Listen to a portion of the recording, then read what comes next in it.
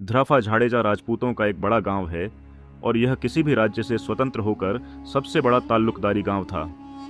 ध्राफा के झाड़ेजा जामनगर राज्य के भायत थे, लेकिन ध्राफा जागीर पर सीधे किसी राजा या महाराजा का शासन नहीं था। यहाँ केवल ध्राफा के एक टीलात और 8 ताल्लुकदारों का शासन था। राजशाही काल में ध्राफा चौबीसी की भौगोलिक स्थिति को देखें तो यह जामनगर राज्य, गोंडल राज्य, सौराष्ट्र, जूनागढ़ राज्य, पोरबंदर राज्य और ढाक राज्य सहित 5 से 6 राज्यों की सीमाओं के बीच स्थित था।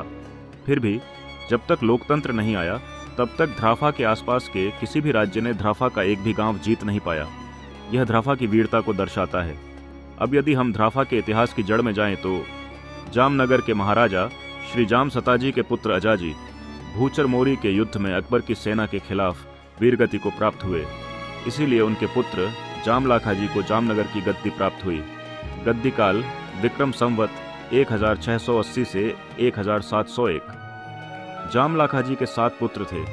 उनके सबसे बड़े पुत्र राणमलजी को गद्दी मिली और अमरण चौबीसी के 12 गांव का ग्रास जागीर उनके छोटे भाई राय सिंह जी और जसाजी ध्राफा के मूल पुरुष को दिया गया। जाम राणमलजी की कोई संतान नहीं थी, इसलिए उनके छोटे भाई राय सिंह जी को जामनगर की गद्दी मिली। साथ ही उन्हें मिले आमरण चौबीसी के 12 गांव भी उनसे छोटे भाई जसाजी को मिले। जसाजी को